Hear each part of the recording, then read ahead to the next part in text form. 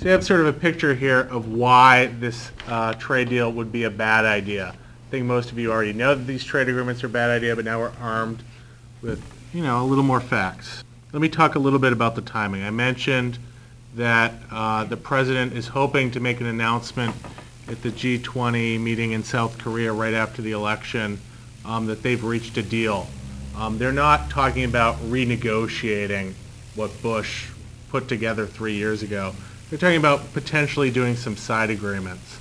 And the side agreements that they're talking about right now have to do with access to the Korean market for U.S. automobiles and U.S. beef, which, are potentially good things and would be improvements for workers here. What they're trying to do to the Koreans, though, is to get them to sign waivers on their environmental regulations because they have harder air quality standards, and on their food safety standards because they have higher food safety standards. So that's not entirely positive. The USTR has been completely resistant to address any other issue like investment, like financial services, like stronger labor provisions or any of that.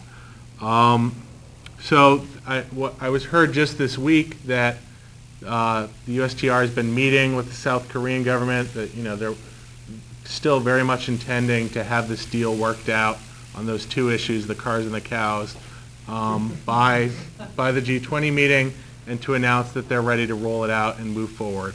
If that happens as expected, it's possible that the FTA could be brought up for a lame duck vote. I think it's much more likely that it'll come up next session. There'll theoretically be more Republicans in there, in which case you could expect it to be introduced in February, would be my guess. Let's just be clear for a second. If this is introduced and it's under fast track, because Bush signed it the day that fast track was expiring, and so it's under fast track, if this is introduced, presumably almost all the Republicans are going to vote for it. Then you really only need a handful of Democrats, depending on the outcome of the election, and it's going to pass. So our job is hopefully preventing it from even being introduced. And our time frame is between now and February to do that. The more successful we are, the further it's going to get pushed back. It's not like you should expect some announcement, we've given up on the Korea Free Trade Agreement and we're going to support fair trade. I mean, that's not how these things work. They get dragged out and dragged out and dragged out, but there is sort of a deadline for how far they can drag this out. The reason why we're not having a vote on this now is because there's an election, and they don't want voters thinking about it. They don't want voters thinking about this, as I've already said, in 2012. So they want to do it as close as possible to the start of the session as they can. Come June or July of next year, we're back in presidential election season.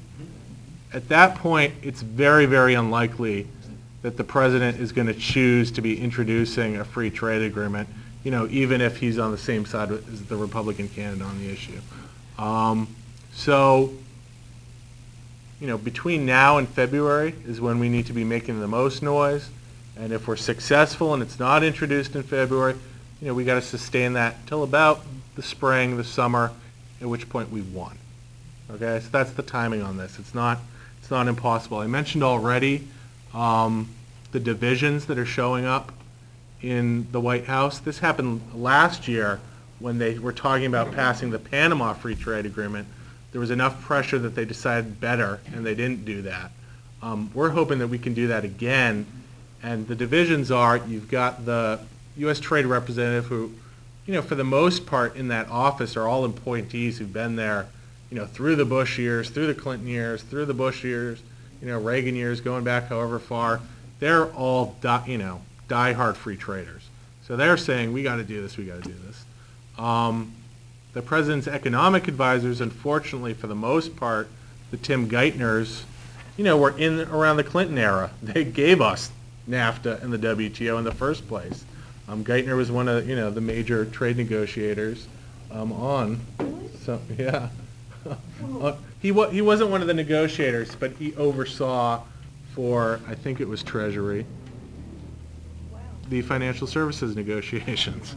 So, you know, they're on a certain side. They're sort of camped out. The allies that we have in the White House aren't people who are with us on the issues. They're people who can read a poll and who know that, hey, this is really risky, and we need to make it riskier. And so, you know, one of the things that people are doing around the country is trying to make trade an issue in this election. I know in Oregon we have fewer races where that's possible, but David Wu has been strongly moved in our direction in recent years on trade, thanks to a lot of work of people in this audience. He's voted against the Peru Free Trade Agreement.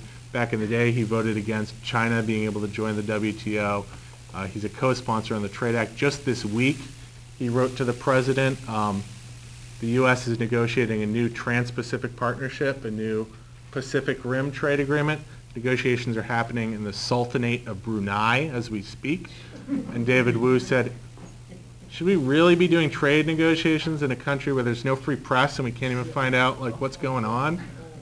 So he was willing to raise that issue, and you know, so he's a champion. Down south we've got Peter DeFazio, who's doing good. But the main target, the main reason why Oregon is important is because, and I think some of you know this already, is that Senator Ron Wyden now chairs the Senate Subcommittee on International Trade for the first time this session. He's been on the Senate Finance Committee for quite a while, but now he's in charge of the subcommittee that considers trade policy. So him, you know, making the slightest bit of noise about this agreement would be very, very positive for us. I'm not expecting, I don't think anyone should expect that Ron Wyden is suddenly going to become a fair trade champion in the rest of his career. But it is possible that with enough pressure, he might get the political message, and he might communicate that, you know, for the sake and the good of his party. And one of the issues, actually, that his office has suggested that they might show leadership on is the investment issue. He hasn't really been that concerned about the job loss issue, unfortunately. But he does sort of get the investment issue. So what we're asking people to do is to individually put calls into Ron Wyden. Again, you know, we don't think he's going to change his position, but he needs to feel that people get this is happening, that they're not going to sneak it through, that there is going to be a political price to pay if they move forward with it. So we're trying to do that, and one of the handouts we had out front, if you didn't grab it on your way in, has his phone number on it. It has talking points. How many people are a member of a trade union, labor union in here? Alrighty. What I would ask of you is that you go to your local and ask for 5 minutes on the agenda of an upcoming meeting and share some of what you've learned today. And there's those talking points there. If you need it, I'm happy to come in and do it myself. We might be able to recruit someone else. But I think try it yourself. Honestly, Ron Wyden is not going to be unelected on this issue. But you know, they're not going to weigh the decision not to do this based on the merits of the issue. They're going to weigh it based on, are people talking about this? Do people care about this? Is this an issue that people care, you know, are going to even know about and remember about? And so for that reason, we're trying to generate pressure in Oregon on Ron Wyden. In other states as other folks. I think there's a larger conversation to be had about how do we get representatives who actually represent our interests. And I think Barbara could probably answer that question as well as anyone on this panel, anyhow. But let's get into that. So I would ask each of you to please, you know, get that time on your next meeting. If you're part of a faith group, an environmental club, whatever, get the word out, because the corporate media, again, isn't going to do it. KBOO, Public Access, have been talking about this story, but, you know, the Oregonian hasn't, Fox News hasn't. They're not going to. It's up to us.